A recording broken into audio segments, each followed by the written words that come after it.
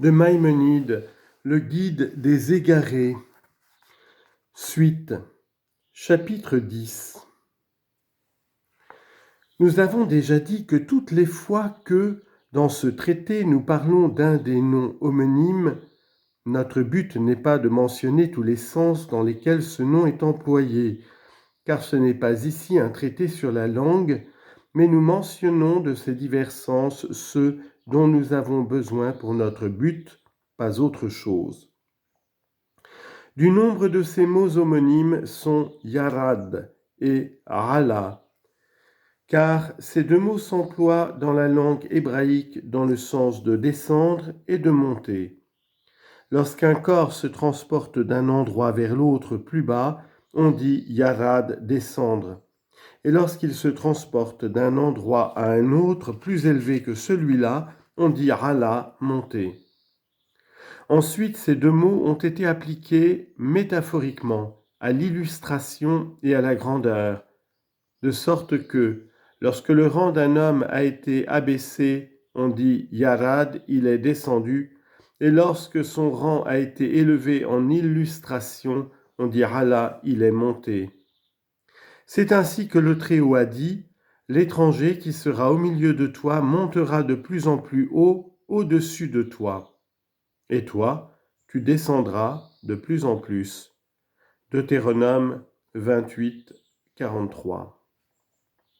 On a dit encore en employant des dérivés de Hala, et l'Éternel, ton Dieu, te placera au-dessus, Halaïv, de toutes les nations de la terre. Deutéronome 28, verset 1.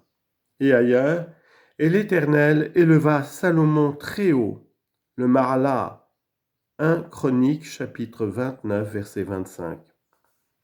Tu sais aussi que les docteurs emploient souvent cette expression, on doit faire monter les choses sacrées, mais non pas les faire descendre. On s'exprime encore de la même manière en parlant de la pensée, lorsque la réflexion de l'homme s'abaisse et que sa pensée se tourne vers une chose très vile, on dit qu'il est descendu. Et de même, lorsque sa pensée se tourne vers quelque chose d'élevé et de sublime, on dit il est monté. Or, comme nous nous trouvons, nous autres hommes, dans le lieu le plus infime de la création et au degré le plus bas par rapport à la sphère environnante, tandis que Dieu est au degré le plus élevé par la réalité de l'existence, la majesté et la grandeur, et non par une élévation de lieu, le Très-Haut, ayant voulu faire venir de lui la connaissance et faire émaner la révélation sur quelques-uns d'entre nous, a employé, en parlant de la révélation descendant sur le prophète et de l'entrée de la majesté divine dans un endroit, l'expression de descendre, et en parlant de la cessation de cet état d'inspiration prophétique dans un individu ou de la majesté divine se retirant d'un endroit, il a employé l'expression de monter. Ainsi donc, chaque fois que tu trouveras les expressions de descendre et de monter se rapportant au Créateur, elles ne peuvent être prises que dans la dite signification. De même, lorsqu'il s'agit de l'arrivée d'une catastrophe dans une nation ou dans une contrée, en raison de l'éternelle volonté de Dieu, où les livres prophétiques, avant de décrire cette calamité, disent d'abord que Dieu, après avoir visité les actions de ces gens, fit descendre sur eux le châtiment, on emploie pour cela également l'expression de descendre, car l'homme est trop peu de choses pour que ses actions soient visitées, afin qu'il en subisse la peine, si ce n'était par la volonté de Dieu. Ceci a été clairement indiqué dans les livres prophétiques où il est dit « Qu'est-ce que l'homme pour que tu t'en souviennes et le fils d'Adam pour que tu le visites ?» Psaume 8, verset 5. Ce qui est une allusion au sujet en question. On a donc, dis-je, employé à cet égard l'expression de « descendre ». Par exemple, « Eh bien, descendons et confondons là leur langage. » Genèse, chapitre 11, verset 7. Et Dieu descendit pour voir, verset 5. Je veux descendre et voir, chapitre 18, verset 21.